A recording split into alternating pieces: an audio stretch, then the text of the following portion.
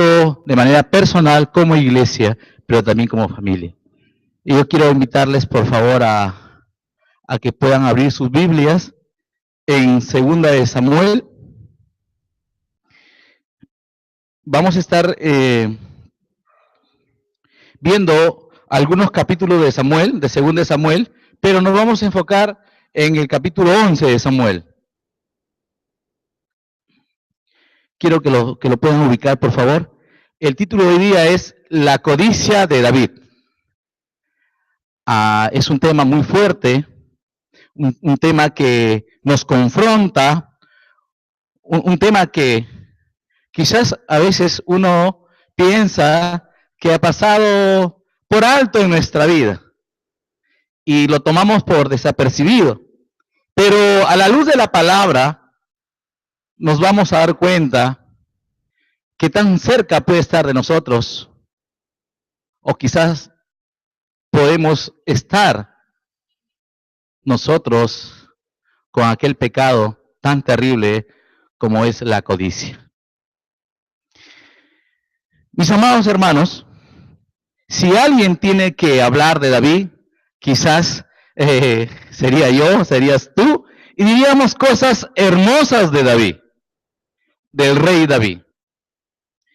Pero ¿por qué hemos tomado como figura, como ejemplo de la codicia al rey David? Vamos a ir viendo por qué es que lo hemos hecho. Pero antes, quisiéramos definir qué es codicia.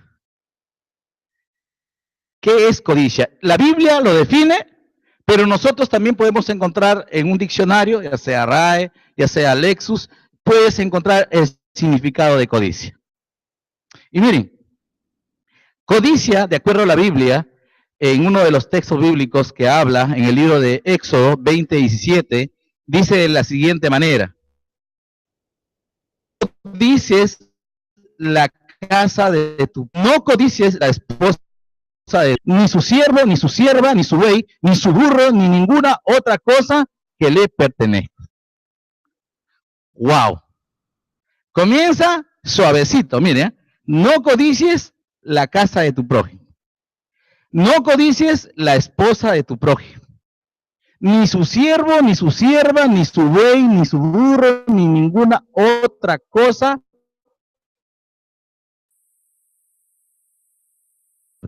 Vaya, inmediatamente uno se pone a pensar.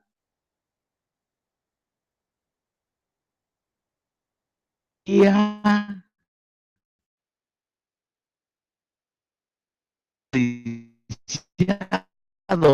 algo.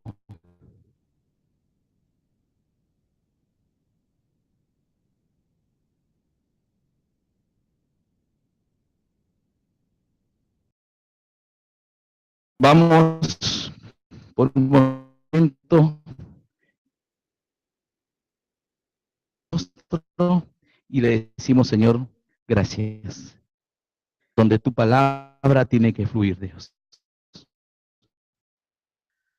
Tiene que moverse solamente tú, Señor, seas glorificado. Conforme tu voluntad. Cada uno de los presentes, Dios, hermanos y amigos, Dios, puedan atender tu palabra, por favor. Amén. Pero en el diccionario encontramos la definición de codicia: excesivo o deseo de algún material. La codicia maximiza el deseo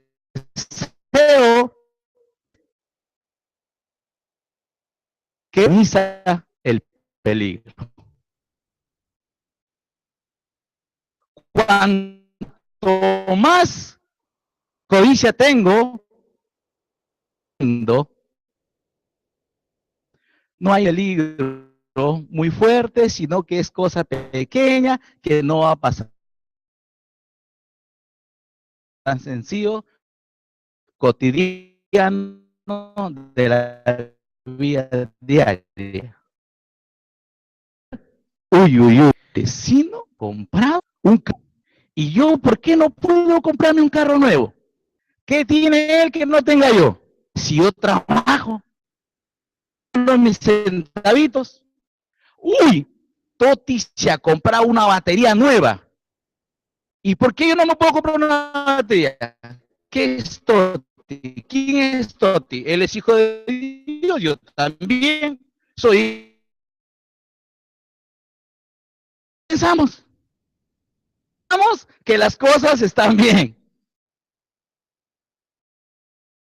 Y pensamos, oye, Señor, hermano, ¿cómo estás? Bien, gloria a Dios, todo marcha perfecto. No hay ningún problema. No, ¿qué va?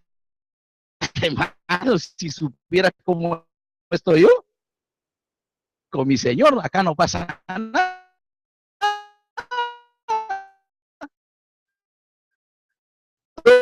Está tranquilo. ¿Sí o no, hermano? ¿Tú qué dices?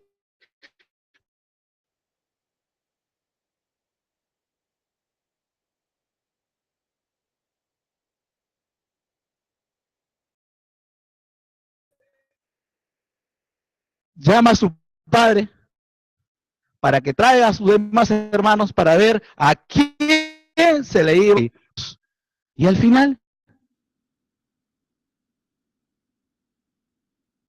aquellas cualidades llamar a este último hijo, y este último hijo, un pastorcito.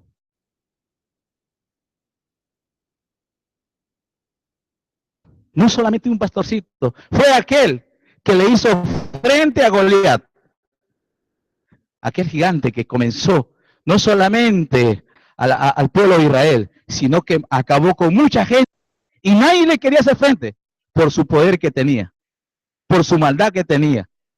Para una jabalina, mientras que David cuando le hizo enfrente tenía una onda con una piedra. Que Jehová estaba con él.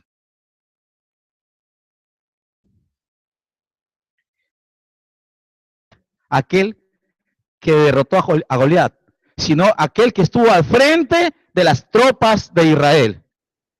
Aquel hombre, aquel militar poderoso que estuvo a defensa del pueblo de Israel, pero también era el brazo derecho de Saúl, el rey Saúl. Aquel que pudo matar al rey Saúl por temor a Dios, porque él dijo, ungido de Jehová es.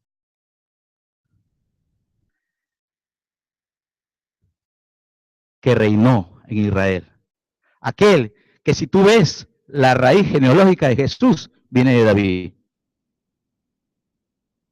Aquel que se encuentra y se cuentan muchas historias preciosas de David. Pero miren una cosa. Revisen el 11. Aconteció en el tiempo que salen los reyes a la guerra, que David envió a Joab y con él a sus siervos y a todo Israel, y destruyeron a los amonitas y sitiaron a Rabá, pero quedó en Jerusalén. Miren, era una estación perfecta para estar en la guerra. La temporada, los carros iban a tener libre acceso para poder las carretas en las cuales trasladaban el armamento. Impedimento alguno para que David, aquel líder que debía estar al frente, se quede en el palacio, se quede en casa. Y esto, miren, mis amados hermanos, por un momento analiza la situación. Responsable siendo líder o siendo el varón de la casa, teniendo una función de salir e ir por la provisión, de salir en la casa, aquel que cuando quiere entrar a tu casa, no vas a mandarla a la mujer que salga, a los hijos que salga. Tú como varón deberías hacer el frente. Placenteramente, muy cómodo, que este rey había caído, había menguado espiritualmente. Porque si este rey, en plena sintonía con el Señor, él debió estar al frente de las tropas. Y a raíz y a causa, ¿saben lo que viene? Viene la debacle inmoral de David. Viene una debacle inmoral de David. ¿Y qué es lo que pasa? Si ustedes siguen dando lectura al texto bíblico, miren lo que dice. Y sucedió un día, al caer la tarde, que se levantó David de su lecho y se paseaba sobre el terrado de la casa real. Yo me imagino al rey David, cómodo, si no viendo esa, ya, bueno, no fue a la guerra, de las tropas, o algo.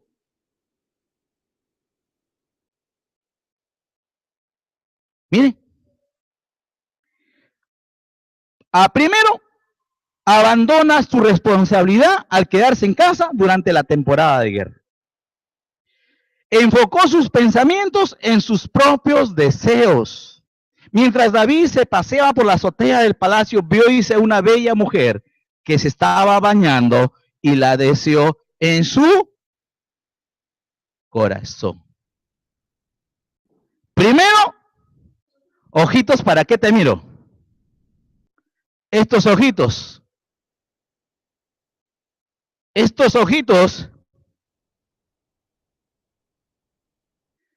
que te llevan aquí y lo bajan aquí. Y luego viene la consumación. Miren, qué terrible.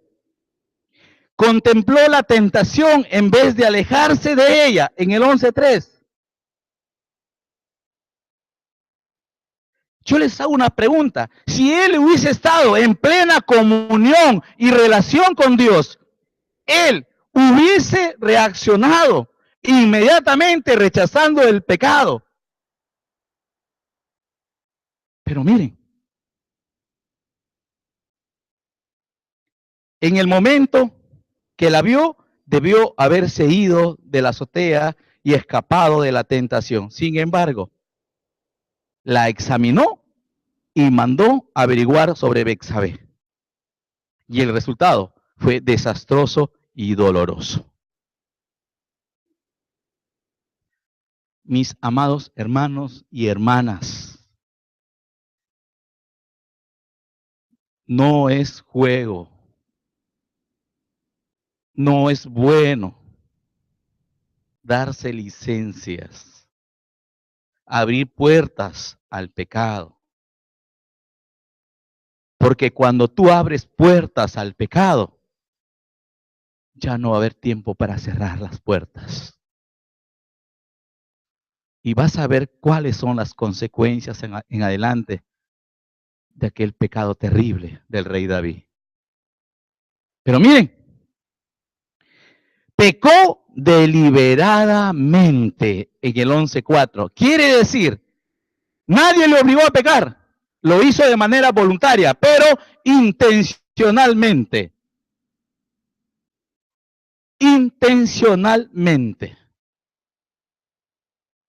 No tuvo ningún reparo en hacerlo, sino que incluso usó y puso en él la potestad de su poder, y no solamente, sino que hizo el abuso de poder. ¡Qué terrible! Involucrando a otras personas en aquel terrible adulterio.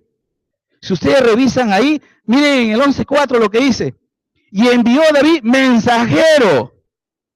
mensajeros, y la tomó y vino a él y él durmió con ella. Luego ella se purificó de su inmundicia y se volvió a su casa.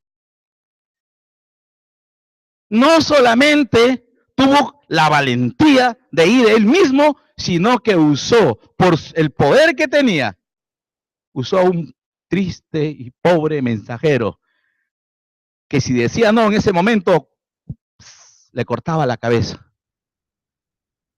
Y lo terrible, el abuso de poder. ¡Qué terrible abuso de poder! Porque era el rey y todos tenían que obedecerle. Y miren,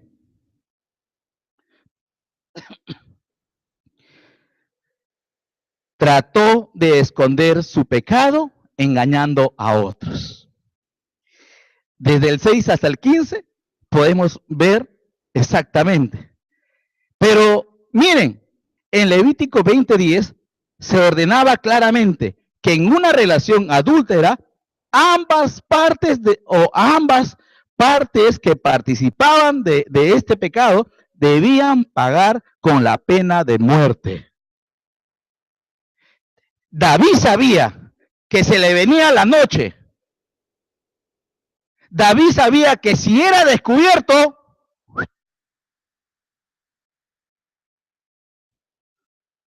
es como en una empresa, cuando dicen va a haber auditoría y si las cuentas no están bien, ¡uy! ¿Ahora qué hago? ¿Qué hacemos? Miren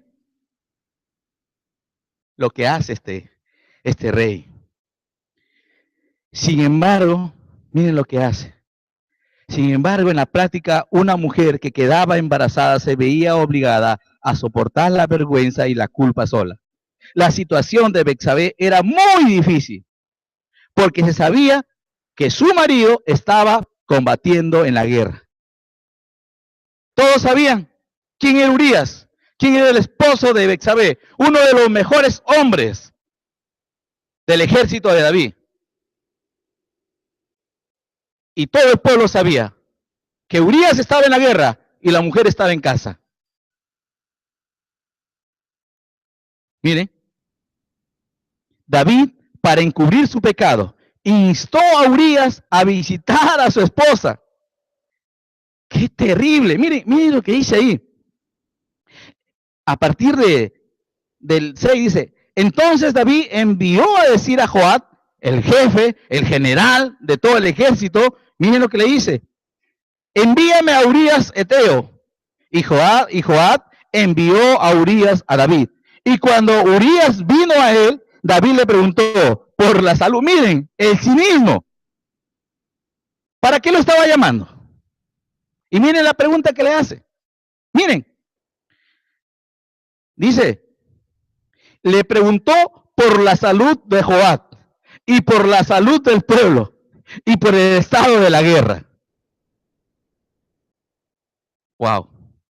Después dijo David a Urías, desciende a tu casa y lava tus pies. Y con esto, ¿sabe lo que le estaba diciendo?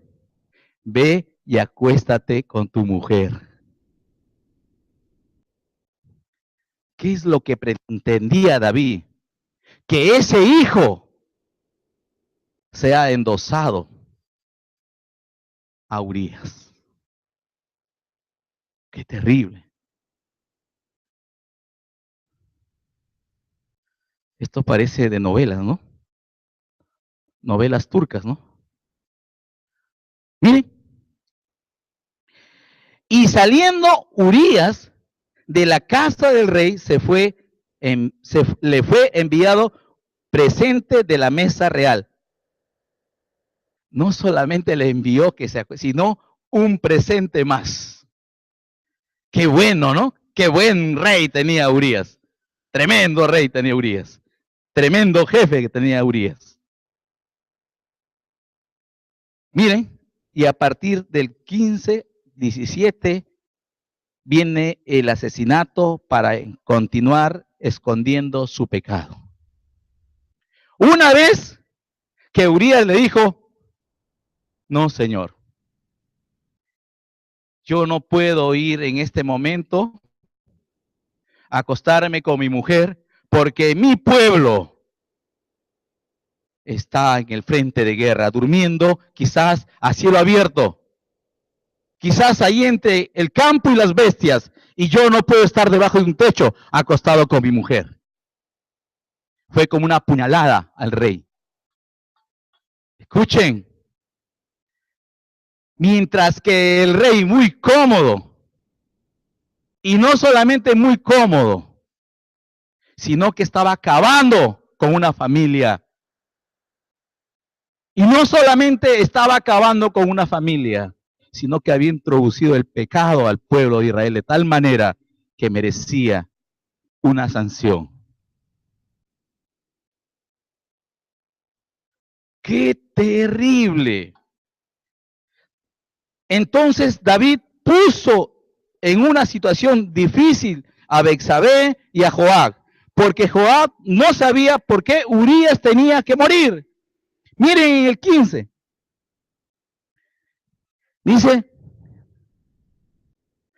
desde el 14 dice, venía la carta, escribió David a Joab una carta, la cual envió por mano de Urías. Como Urías se resistió a pasar la noche con la esposa, más bien estuvo en la puerta del palacio durmiendo con la guardia del palacio, dijo, ya, si no puedo con esta, a ver, voy a hacer esta. Se juega la última carta, David. ¿Qué hace?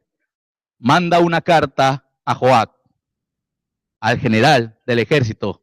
Y en la carta, ¿qué decía? Ponlo al frente a Urías, retrocedan para que lo maten.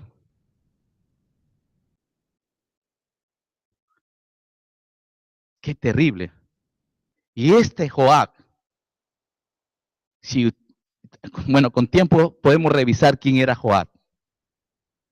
Este Joab, en vez de decirle, ¿por qué vas a hacer esto? Él es de mi ejército, él es un guerrero valioso, ¿por qué vamos a hacer esto? No le dijo ni pío, porque tenía asegurado su puesto. Porque él estaba muy cómodo también. ¿Saben qué? Obedeció inmediatamente al rey. ¿Y por qué era el rey? Porque si Joab le decía algo en contra y no desobedecía, probablemente, quizás no lo mate, pero le iba a quitar el puesto. Le iba a quitar el honor. Y eso me llama la atención a mí.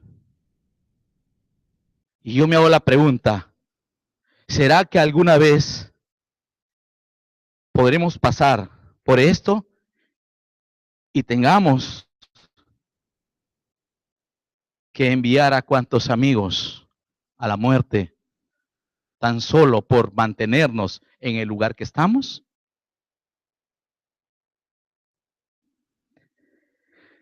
Terrible, terrible, terrible.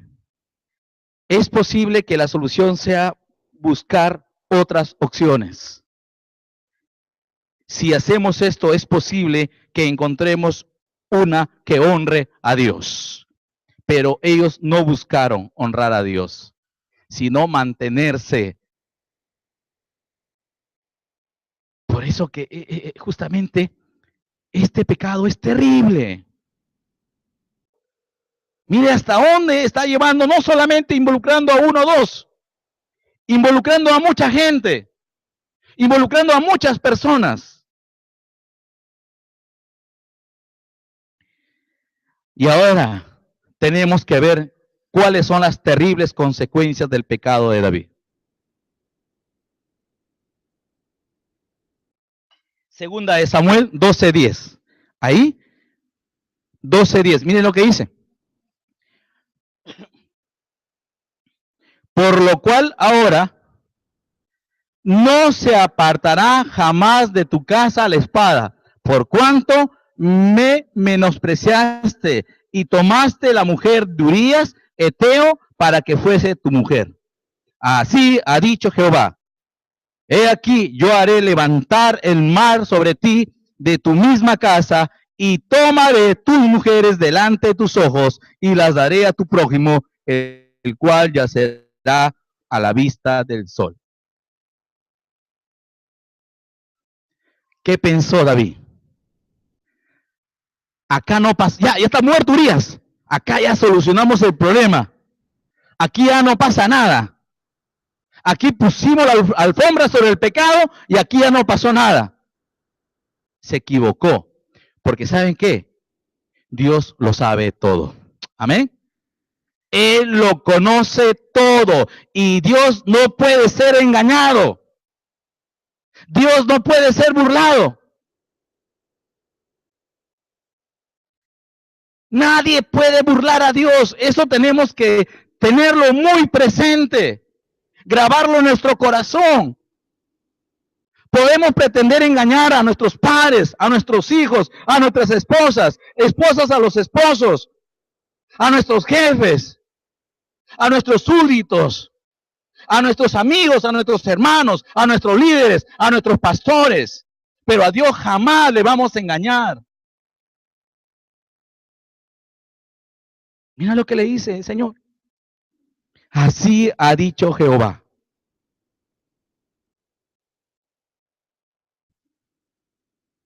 Como resultado del pecado de David con Betsabé, Dios dijo que la violencia amenazaría constantemente a su familia, que su familia se rebelaría contra él y que otro se acostaría con sus mujeres. Todo esto sucedió como lo había predicho el profeta Natán, aquel profeta que fue enviado por Dios. Ahora, primero, recibió el castigo, David. Muerte del hijo de pecado que tuvo con Betsabé, 12:14. Su primer hijo, Amnón, violó a su media hermana Tamar. Igualmente, por engaños.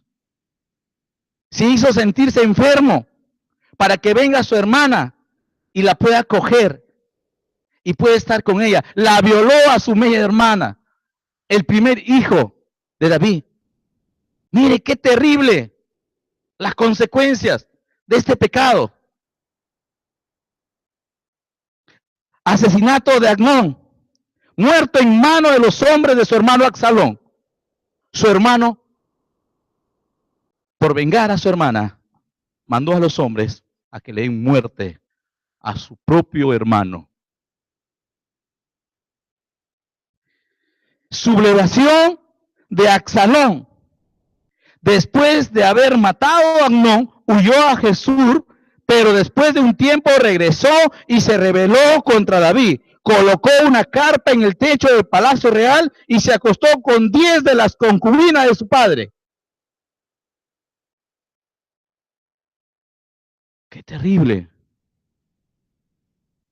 Y no solamente eso, muerte de Absalón, muerte de su hijo también. Y no solamente eso, la ironía de la vida. Salomón, su hijo, que sucedió al trono de Israel, irónicamente, las muchas esposas causaron su caída. Causaron su caída. Miren, aquí creo que tengo un proverbio que seguramente ustedes lo saben de memoria. Yo me imagino que sí. Ustedes son muy estudiosos de la palabra. Ustedes estudian en la escuela bíblica. Miren lo que dice. Miren el proverbio, lo que dice. Mas el que comete adulterio es falto de entendimiento. Corrompe su alma el que tal hace. Heridas y vergüenza hallará, y su afrenta nunca será borrada. Proverbios 8, Proverbios 6, 32, 33. Dios nos ama con amor eterno. Él ama al pecador, pero detesta el pecado. Aborrece el pecado. ¿Vamos a encontrar perdón si nos arrepentimos en nuestro Dios? Sí, pero no pasará por alto aquellas consecuencias del pecado. Las consecuencias de su pecado no solamente lo afectaron a él, sino también a muchos otros, entre ellos su familia, su ejército.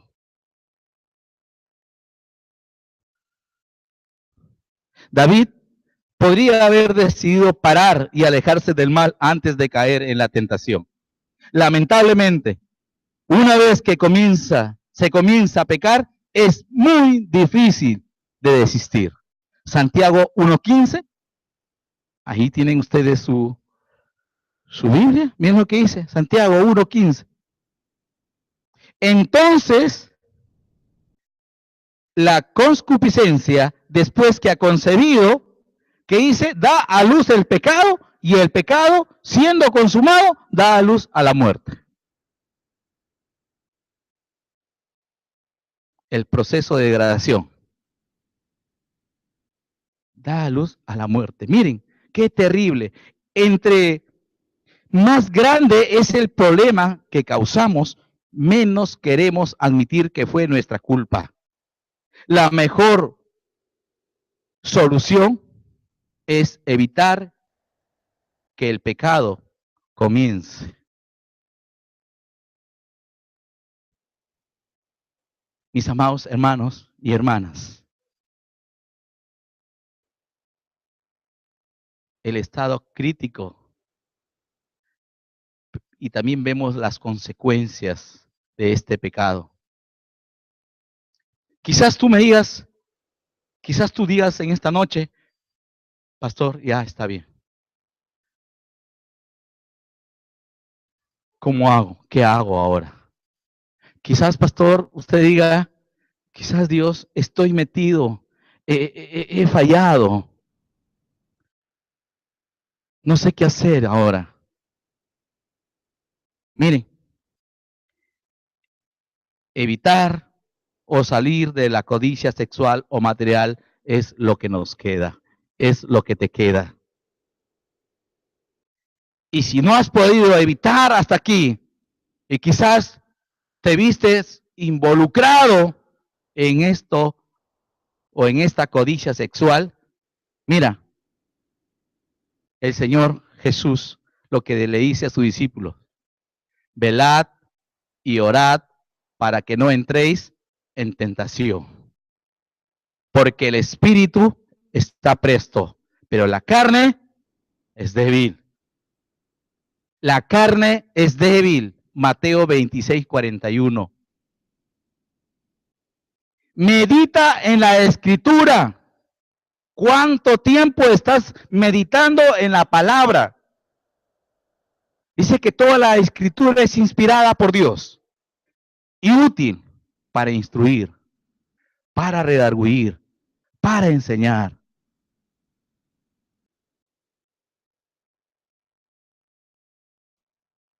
Y no solamente eso. Miren, ¿qué dice Hebreos 4:12? Ya que están con sus Biblias abiertas. Miren lo que dice 4:12. Seguramente lo sabes de memoria.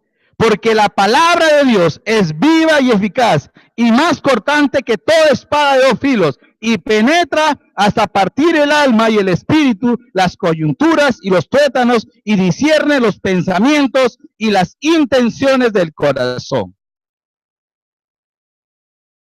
¿Quieres encontrar ayuda? La palabra va a ser tu mejor ayuda. Nunca luches solo. Nunca lo hagas solo ni sola. Ah, yo puedo. Alguien dijo, yo puedo enfrentar al enemigo. ¿Y cuál fue el final de este hombre? ¿Sabes qué? Un texto que cogió el pastor Pablo en la mañana. Eclesiastés 4:9-10. Vayan a sus Biblias. Eclesiastés. Miren lo que dice. Mejores son 2 que 1, porque tienen mejor paga de su trabajo. Porque si cayeren, el uno levantará a su compañero, pero ay del solo, que cuando cayere, no habrá segundo que lo levante. Busca amigos que te ayuden. Amigos, amigas que te lleven al arrepentimiento. Busca a tu líder, busca a tu pastor. No busques a alguien que te va a guiar a hacer otras cosas.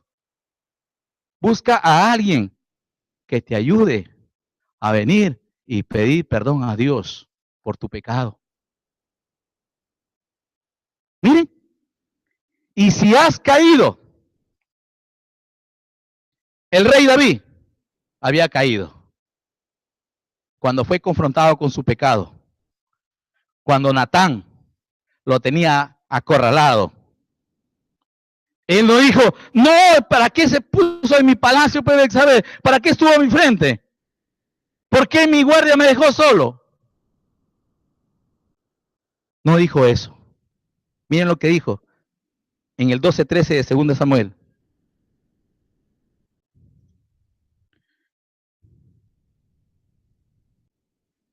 Entonces dijo David a Natán, pequé contra Jehová.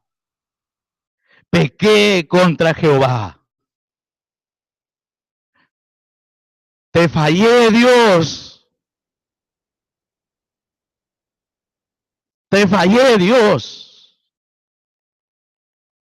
Y si vamos al Nuevo Testamento, el hijo pródigo contra su padre se arrepintió, se levantó y volvió a la casa. Y saben, eso es precioso. Lucas, miren Lucas 15. Mira lo que dice. Y levantándose vino a su padre. Y cuando aún estaba lejos, lo vio su padre. Y fue movido a misericordia y corrió y se echó sobre su cuello y le besó. Y el hijo le dijo, Padre, he pecado contra el cielo y contra ti. Y ya no soy digno de ser llamado tu hijo.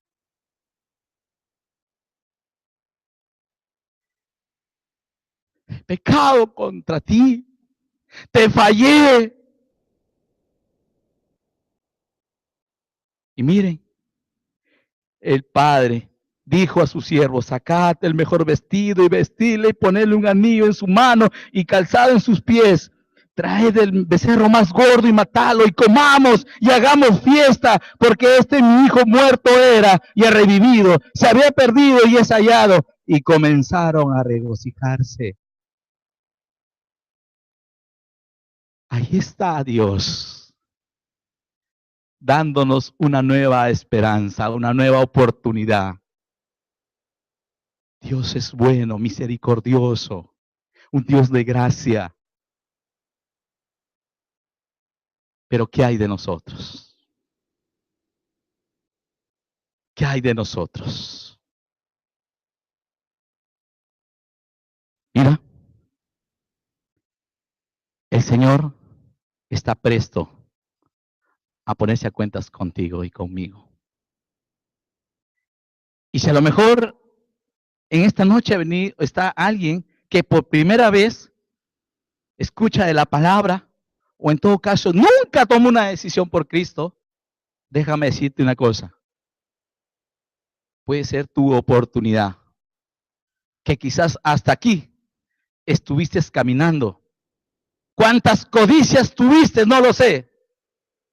Pero ya no quieres seguir de la misma manera. Y es tiempo de decirle, Dios, perdóname, por favor. Ya no quiero seguir así. Dice el Señor, acércate a mí y yo me acercaré a ti. Tenemos un abogado.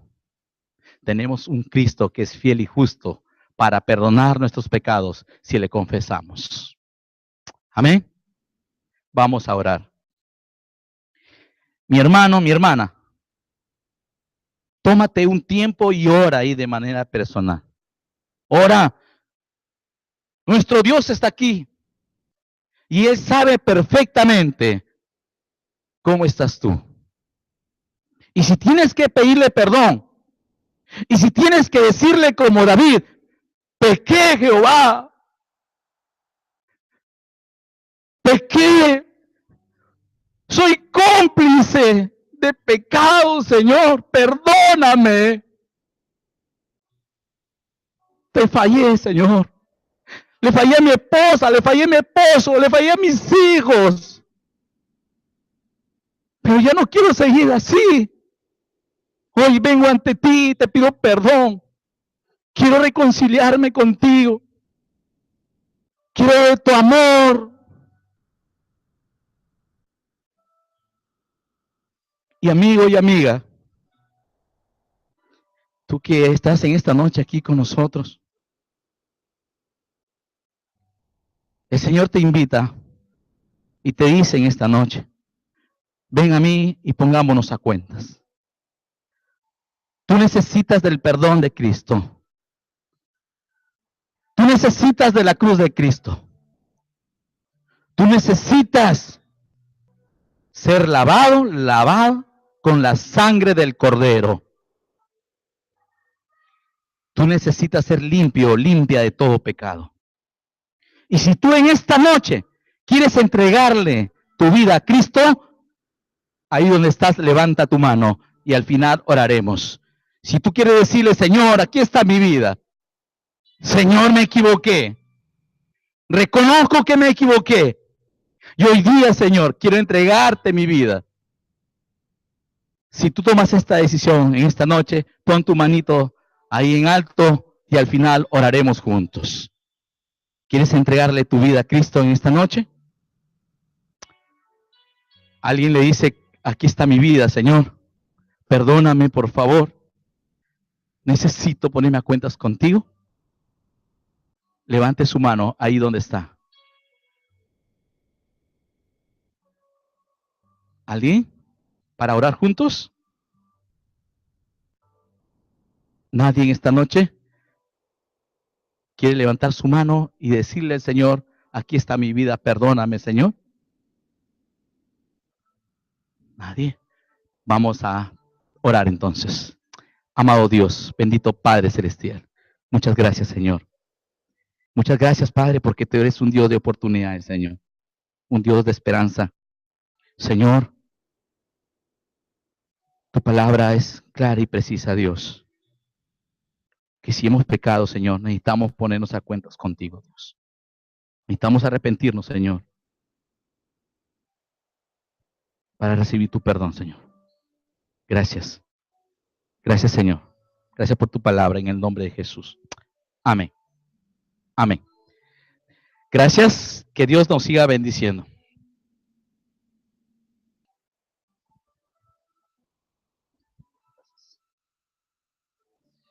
Bien, gracias al Señor, hermanos y amigos. Qué interesante, ¿verdad? La historia, como hombres de David se dice que era un hombre conforme al corazón de Dios.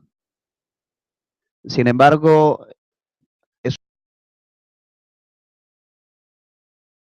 Es un tema muy fuerte, un tema que nos confronta, un tema que quizás a veces uno piensa que ha pasado por alto en nuestra vida y lo tomamos por desapercibido. Pero a la luz de la palabra nos vamos a dar cuenta que tan cerca puede estar de nosotros o quizás podemos estar nosotros con aquel pecado tan terrible como es la codicia. Mis amados hermanos, si alguien tiene que hablar de David, quizás sería yo, serías tú, y diríamos cosas hermosas de David.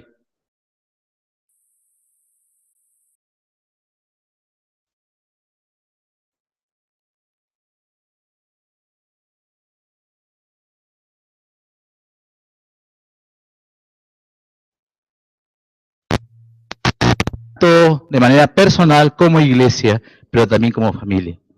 Y yo quiero invitarles, por favor, a que puedan abrir sus Biblias en 2 de Samuel. Vamos a estar viendo algunos capítulos de Samuel, de 2 de Samuel, pero nos vamos a enfocar en el capítulo 11 de Samuel. quiero que lo puedan ubicar, por favor. El título de hoy día es La codicia de David. La casa de tu... No codicies la esposa de... Ni su siervo, ni su sierva, ni su buey, ni su burro, ni ninguna otra cosa que le pertenezca. ¡Wow! Comienza suavecito, mire. No codicies la casa de tu prójimo. No codicies la esposa de tu prójimo. Ni su siervo, ni su sierva, ni su buey, ni su burro, ni ninguna otra cosa.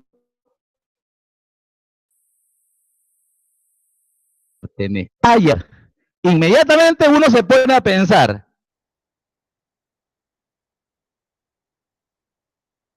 Ya.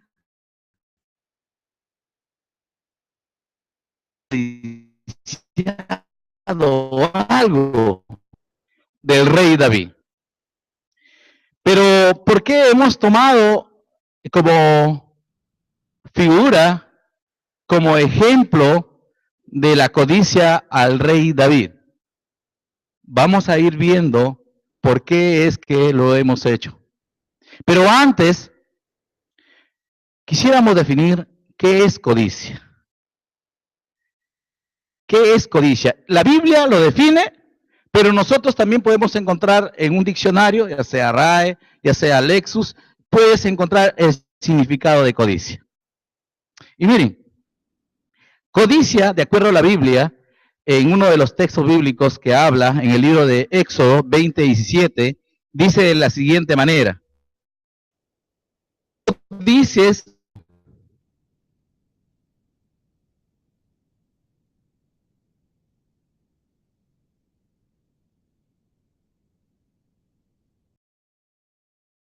vamos por un momento y le decimos, Señor, gracias. Donde tu palabra tiene que fluir, Dios. Tiene que moverse solamente tú, Señor, seas glorificado. Conforme tu voluntad. Cada uno de los presentes, Dios, hermanos y amigos, Dios, puedan atender tu palabra, por favor.